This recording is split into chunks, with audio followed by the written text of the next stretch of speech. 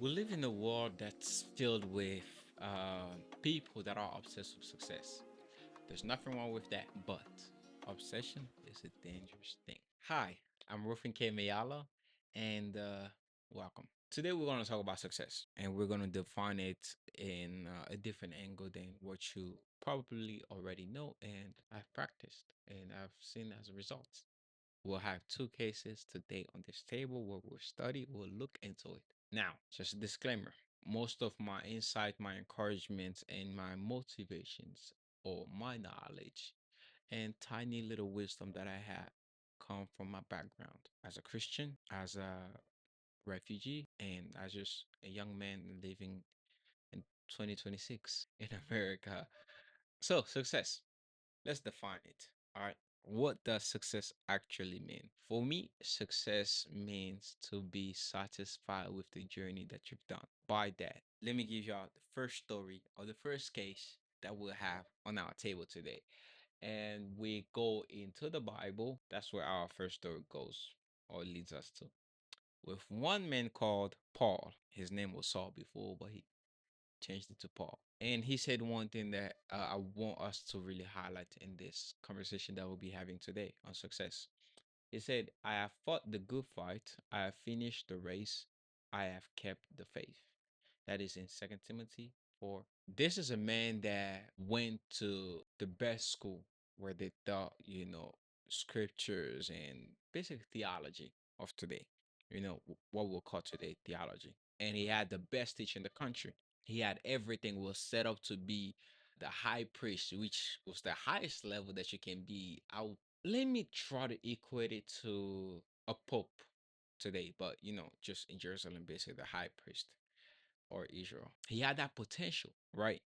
And he done everything that he knew how to do and was quite successful in the eyes of others. Keep in mind, that was in the eyes of others. He was quite successful. Nobody should put a finger and blame Paul for something that's wrong because everybody knew him of good reputation. He's like all these things and everybody's talked good about him. So one day he had an order to go and uh kill believers of Christ. And so he went and he was on his way thinking that he's doing God's perfect will. So on his way to go kill those fanatics, a light struck him. And so a light struck him is like, and I spoke to him, Paul, why do you persecute me? And Paul was like, well, who are you that I'm persecuting? Mind you, not Paul, being a Bible student, he knew what that light was because he's heard of the lights being, that same light that led his people across the Red Sea and all those things. So he knew, but he did not know the identity of that light. So now the light is telling him, I am Jesus Christ when you persecute. And it's like, and then he got blind. But skip forward if you want. You can read the book of in the book of Acts all the way to like the Hebrews where you will learn much about Paul. But let's just skip forward from this man who had everything, was beloved by everyone, to now being charged by God or Jesus Christ. Wait, why am I saying or? They're both the same. By God, Jesus Christ, to go ahead and now, instead of him being a persecutor of God's people, is now a preacher of God's people. And in there, Paul states that he found satisfaction, though he became the enemy of those same people that admire him. But Paul decided to take a stand and work and do the will of God that did not please man, but pleased God and gave him satisfaction rather than to go ahead and find pleasure in man and not in God. But throughout that journey, Paul was persecuted. Paul was put into prison, was beaten up, all kind of things that you can think of, trials. He had it all. But this is the same man that a few years ago, in every street that he will go, he was praised. And at the end of his journey, after all these things, he called it success by saying, I have fought the good fight, I have finished the race, I have kept the faith. The second case, we'll go back again to Jerusalem, but now in the time that Jesus Christ was living. And in that time, he met a young rich ruler. That's what the Bible calls him. So he got to Jesus Christ, the same background. Just think about it. Same background. Went to theology school, knew the scriptures from A to Z, from Genesis to whatever time it was, to Malachi. He knew it all, but he still lacked something as he felt stated himself.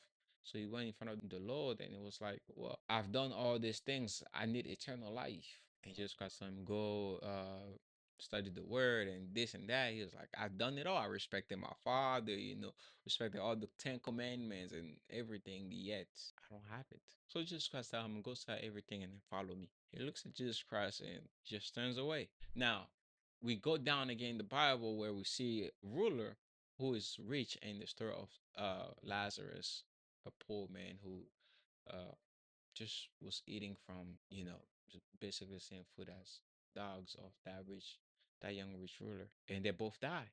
But the rich ruler became more richer, more successful. Now, but then both when they died, the young rich ruler found himself in hell. And so when he found himself in hell, he started crying and asking for Father Abraham to send Lazarus, the same poor man, and others to preach to his brothers. Maybe they will turn away from their evil days and evil ways. Now, here we see two cases of one. Actually, both of them went to Bible school.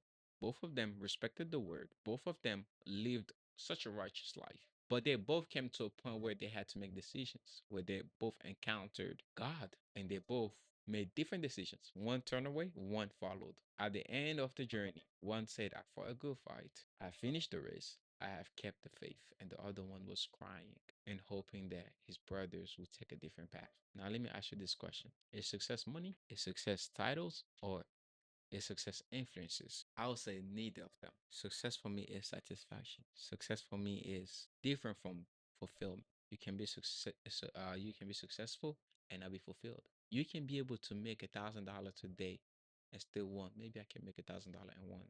I still want to make $1,000 in two. I still want to make $2,000. I still want to make this. But there's someone else somewhere where to them $1,000 is like, wow, that's a lot. I can do this with this. I can do this with. I can just rest and retire. That's someone that's fulfilled. That's someone that has found peace. That's someone that's not worried about every other thing because they've arrived. Now, is that small minded? To some, maybe. To some, it's not. Like I said, success is for me when you find peace, when you find a sense of fulfillment. Now, why did I create this channel or this new journey that we're going into? The reason is because I've always wanted to speak my mind to the world. Well, not to the world, but to a specific group of people. But I've always wanted to express my mind. I'm the type of person that I have lots of ideas running into my head, but I don't know how to express it. But I also always wanted to help people or encourage people. I'm a firm believer in whatsoever you have faith in, that thing you can do it. I'm a firm believer that nothing is impossible to God, and I'm a firm believer of God. Therefore, I try to use my message, my motivations, my encouragement to spread some seed and hopefully it can touch someone. That's why I created this channel, and that's what viewers can expect from me, honesty and truth.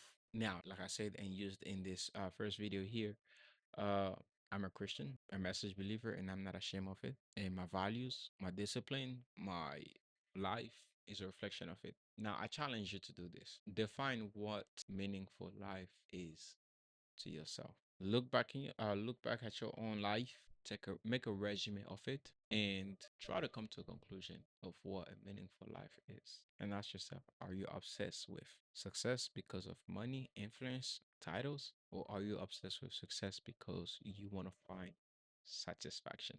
Think about it. Until next time, I am Rufin K. Mayala. Looking forward to seeing y'all in the next video or the next episode. Bye bye.